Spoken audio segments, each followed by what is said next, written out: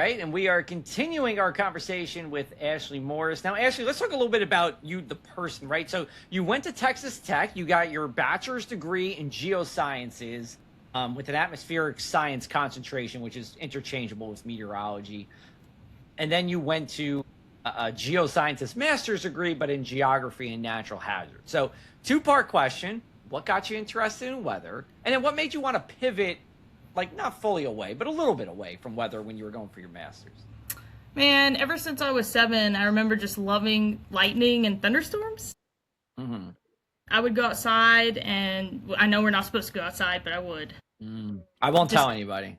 Yeah, don't tell anybody. Okay. I would go out and count the seconds. Every time I would see the lightning, count the seconds, and I had a lightning journal.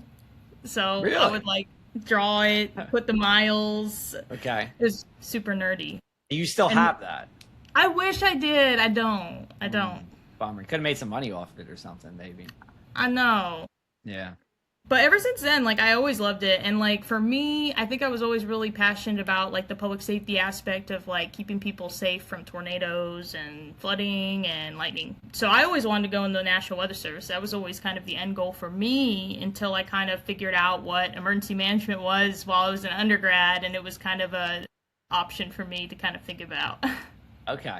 All right. Yeah, that's fair. And, I mean, I saw it too with people that I went to school with for meteorology. They kind of take little pivots away from there. Maybe not fully out of it, but getting into a tangential field. And you're certainly doing that.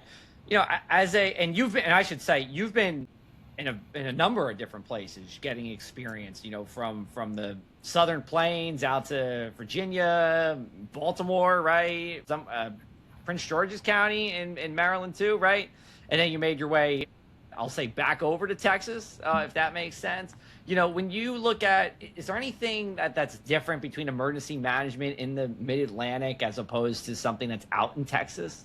Or is it is it all the same? Is it consistent? Yeah, for me, I'm kind of a lifelong learner. And so I always look at opportunities, new ways to learn, either new communities or doing different aspects of emergency management with different threats. And so I really wanted to pursue going out to the Mid-Atlantic and learning because it's just so much more urban than where I was, and it's just different. I also really wanted to be closer to kind of FEMA and just some of the DC agencies because I've never experienced that growing up in New Mexico. And so it is pretty different. Obviously in really urban places, you have a lot of infrastructure, you have a lot of resources, and your communities just work different. A lot of people, a lot of different ways to solve problems. But in Texas too, I mean, we still have the same solutions, just different. And for me, I'm really big on community-centric response and preparedness. And that's something that I've really, really enjoyed, especially in the hill country, of just seeing how my community all kind of relies on each other, especially in a more of a rural aspect where everybody does a little bit of everything and everybody helps everybody during floods, fires, or anything else. And so it's been interesting to kind of play both of those and learn how different the emergency management system can be depending on kind of just how your everyday society works. So, with your meteorology background now, working in emergency management, and what I really wanted to talk to you about is weather communications and what's good and what's bad. And I see from my perspective that, and this is probably because a lot of municipalities, they might be, with one person part-time doing emergency management, or they're doing other hats, and they might, it's not like they're not sharing information, but it might be too general. They might pull from the National Weather Service, and it might be for the whole state of New Jersey, but they're really talking about the one town, right? It's not local to them. So giving, just focusing on the weather side of things, what do you like to do? What's good and what's bad? It's really tough. I think it really starts with just being visible and available to your residents and being able to communicate it at all to them. So if you're visible, you have a social media presence, or maybe you're out in the community doing presentations, or, you have a variety of different ways, people want to listen to that. They trust you because you're there. And then also too, if you can communicate exactly what you're saying, the local impacts, what's happening in Gillespie County, Fredericksburg, as opposed to South Central Texas or Texas in general. People are very interested in that. For me, I try to communicate it at a basic level. So I try to stay away from jargon, just like everybody does. I also try to communicate what's relevant to them. I've got ranchers here. I've got different folks here where weather really impacts their everyday. Maybe they want to do prescribed burning. Maybe they want to be out cutting hay. We really try to focus on what that looks like for them and how we can really help give them the information they need. Lastly, I think it's just important too, we tend to think the worst of different weather. It's my job to be prepared for the worst case scenario, but I have to be careful messaging, because if I'm always messaging the worst case scenario for every single storm, then that's obviously going to burn them out and we're going to lose trust that way. So it's like a fine line and balance too, and be able to communicate a forecast to them to where they know about it and they can take action, but not overdo it every time to where they're just burned out by the 5th time that you have a storm system. I think also too, just on top of that, and this is a weather communication things too, like you're in a county, right? So let's say you have a low probability, high impact event. How do you tell people like, hey, like, I'm not sure it's going to happen, but if it's going to happen, it's really going to happen? I mean, do you really just say it like that? A little bit. I think for me, especially like with our flood risks here and other things, like I really try to give them exactly what the Weather Service and what we're thinking. What is the certainty? Are we sure it's going to happen? A really good example of that is communicating those pockets of, 5-inch, 7-inch, 10-inch. When I'm talking to my fire chief or when I'm talking to public safety or even the public, I tell them like, hey, we know we have the moisture in the atmosphere to do this. We have no idea how to tell you where.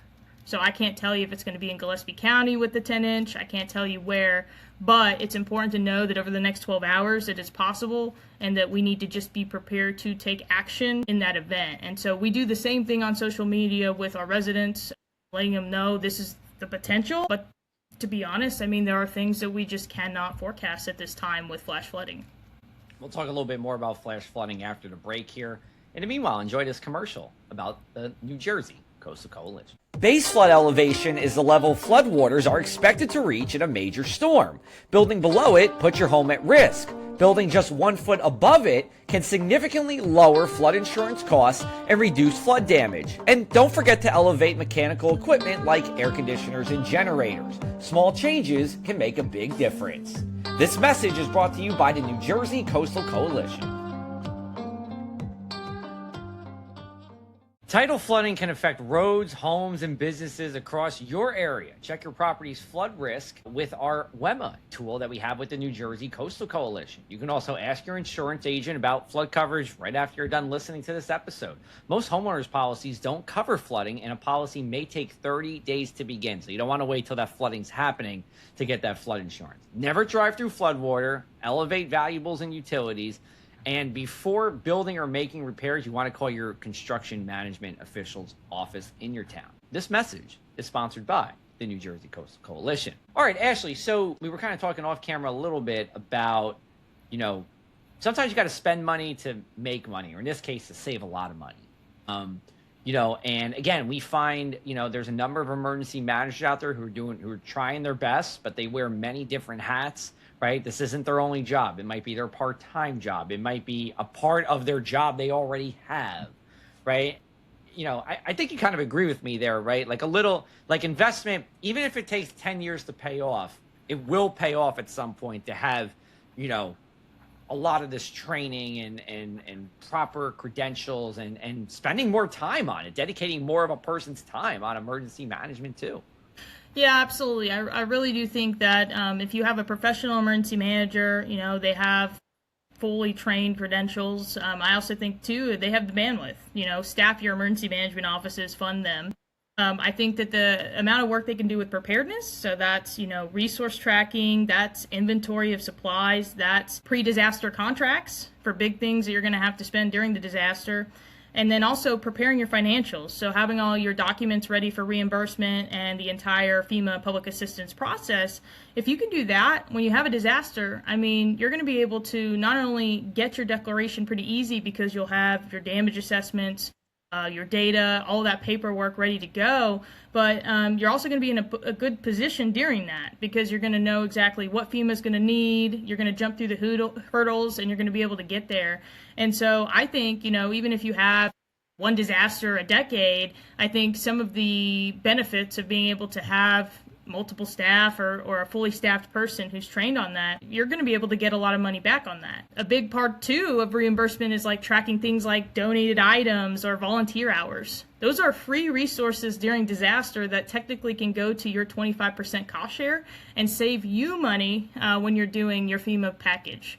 So that's just one aspect. I would also like to say too, if you have bandwidth in your emergency management program at the local level and you're able to pursue mitigation grants from FEMA or even doing mitigation, I mean, we already know that every $1 you spend on mitigation returns you $8 now in response. And so I mean, especially nowadays where everywhere floods and everyone's got some kind of hazard or something, you're going to be able to save dollars somehow just having that investment.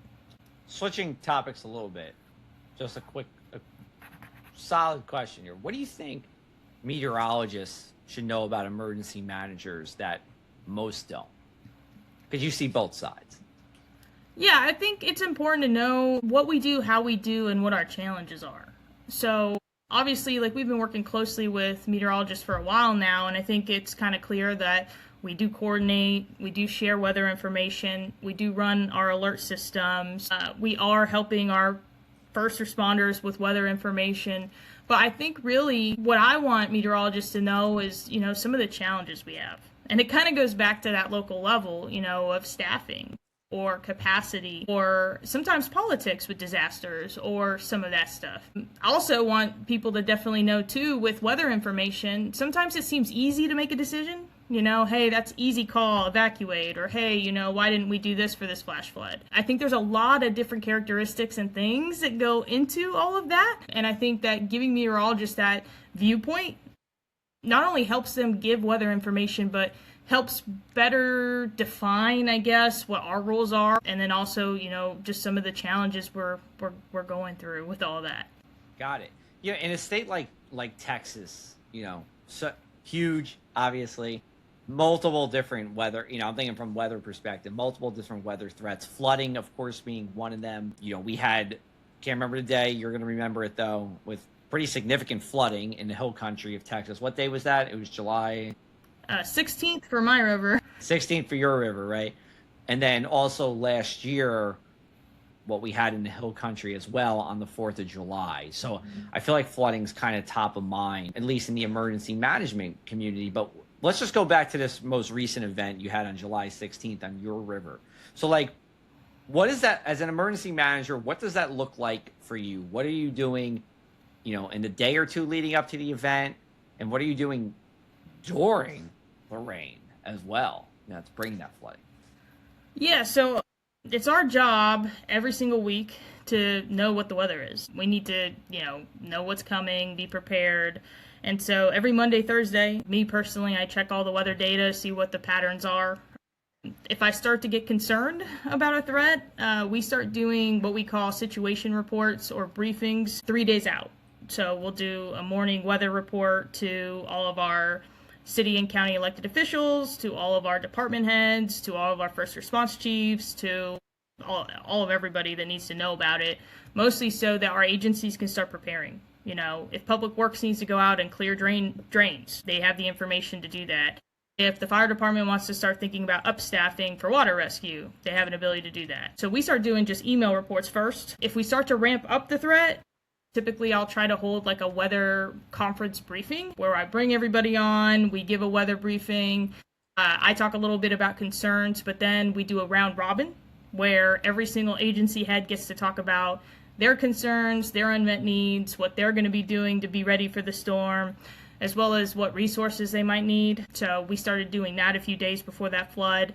And then if, again, it starts to escalate to where we really do think we're going to have coordination, we will go ahead and just open up our emergency operations center. We'll staff it, emergency management, public safety, or anybody that needs to be in that room. And then we'll monitor weather and then start doing emergency coordination out of that. It could be sitting there listening to dispatch. It could be watching the Weather Channel. It could be being on NWS chat, watching radar, and then obviously handling things that are coming in. If we're getting water rescue calls or whatever that is, we're all working together as a group in that emergency operations center, trying to solve problems, but together as opposed to just silos of agencies. Yeah. And then final question for you here. The American Meteorological Society, our big weather professional society, we're both in it. You're smiling. I didn't say what I was going to ask yet. But I was going to ask just generally about what you're doing within that community, to help further the cause of emergency management in the AMS. And that's something I feel like the AMS has been thinking about for a few years now. Yeah, so I am on the Committee of Emergency Management. I've been on it, I think, like 6 years, but I'm chairing it now. Nice. I think this will be my last year. They might rope you back in? Is that what you're saying? Yeah, but I'll still be on it. It's just I think someone else probably has more of a bandwidth at this point to lead. But for me, it's kind of exactly what you asked me earlier. I just want to bridge meteorology and emergency management together. I think it's really important for us to save lives on the emergency management side to do that. And really honestly, we have a lot of room to grow on the emergency management side with just understanding weather. While we are challenged with different things on the field, I do think having a lack of weather training or having a lack of maybe accountability to making weather decisions, I think that does hurt us and it puts our public at risk. So I'm hoping that if we can continue to bridge the gap between meteorology and emergency management, we can have more emergency managers be more weather savvy. They can learn new things. And then two, that's going to translate to better decision making, better weather triggers, and then ultimately, less weather-related fatalities because they're exposed to that. On the weather side, I know it's going to help for sure when they better understand because they're giving EMs the info. So anything to help with the IDSS stuff on the weather service side or anything else. And so that's really the goal. Our committee is working on our second disaster and emergency management symposium at AMS this year. And so we're excited to hopefully get some more emergency managers to come speak and bridge that gap a little bit. Great. All right. Well, we're looking forward to that. I know we've had a couple of talks about emergency management and public communicators of weather and where we should go with our certifications and things like that. But let's before we wrap up, you can follow Ashley at Miss Ashes 92. She's in Gillespie County, Texas, and we are going to get into the one thing we can't stop talking about: tidal flooding or otherwise. We didn't have too much tidal flooding on this talk. Would you like to start? Yeah, I think for me, obviously, with two big flood events in Central Texas, we've always historically been known as Flash Flood Alley, but it's even more apparent now. And so in terms of staying on topic with flooding, I think something I've really learned is the massive gap we have in the disaster response and recovery system for private roadways and driveways. That's been a big issue for the Hill Country, even last flood, but this flood especially, and it's so hard because you can't really insure private roads. There's not a lot of relief for that, and it really is a recovery aspect that's super important in the rural communities. And so I'm interested to know, if there's a way to solve that. I've asked some colleagues with, Hurricane Helene and some other things what they've done, and they've had to rely on individual assistance through FEMA when they qualify, but it's if you don't qualify for that, there's not really much solution. So that's definitely been on my mind, and I would say, having to walk through that challenge and just endlessly looking for support for residents has really opened my mind or my eyes to that problem. That's great. That's definitely more serious than what mine was going to be. So that's fine. You just got me thinking about Lubbock, Texas. You went to Texas Tech. I've always been interested in going to West Texas. I want to do a West Texas road trip. Where am I going? It's all flat, but you definitely got to go to a Texas Tech football game if you go in the fall. Yep. Okay. Where else am I going? Am I going to Midland? Am I going to Amarillo? Is it Dumas? What are the spots? Where are the spots I'm going to? I got a week in West Texas. I'm not really a big fan of Amarillo or Midland. I would just say Lubbock. Just stay in Lubbock. Just stay in Lubbock. Isn't there a place in Marfa that has a Louis Vuitton store or something? Yes. Is it a Louis Vuitton store? Or is it Prada? Prada, that's it. It's Prada. Okay, so maybe there and then Lubbock, and that's it. Pretty much. Okay. All right. I'll keep that in mind. I've only been as far west in Texas as Austin. Austin. Really? I mean, I've been further west, but I've never been further west in Texas than that. Okay. But Well, I want to you go. guys- I want to do a West Texas road trip. That is on my bucket list. You've got to, and then too, you got to swing through Fredericksburg wine country. You know, Central Texas is the third best wine region in the United States, according to the recent poll. What are the first two? I'm guessing Napa Valley, Probably Napa. I don't know the second one. Probably maybe Washington. maybe New Jersey. You guys have wine up there? Yeah, we got plenty of wine. Cape May County is the capital of wine in New Jersey. We got vineyards. Yeah, we got vineyards all over the place. That's awesome. Thanks. We try. You try too with all the wine. You might need it after all the emergency management. Anyway, Ashley, thanks for hopping on. We really appreciate it. Any final words before we wrap up? No, well, I guess I do have a final word. I was going to say no and then go on a tangent. I will just say, so August is National Emergency Management Awareness Month. This is the second year that we're doing this, and so we are encouraging everyone to get to know your local emergency manager. So that's your township, your county, or your city. Get to know their program, what their staffing is. Also get to know what they're doing. You know, are they doing community events you can be involved in? Are they working on the mitigation to stop your flooding like maybe you want? All of those things, because the more engaged communities are into those services, the stronger they are. So I just encourage everybody to take some time during this awareness month to do that. Great. Okay. That's very helpful. We appreciate that. And we appreciate you for coming on TIDAL Flooding Talk. Thank you, Ashley. Yeah, thank you so much. Yeah, absolutely. I am Joe Martucci. On behalf of Palma and Dan, who I believe will be with us next time. It is great that you're here with us. New episodes come out every Tuesday. Make sure to like, download, and subscribe. We are pretty much everywhere at this point for where TIDAL Flooding Talk goes out. Thanks to the New Jersey Coastal Coalition for making this all possible. And thanks again for Ashley for coming on. We'll talk with you soon, everybody.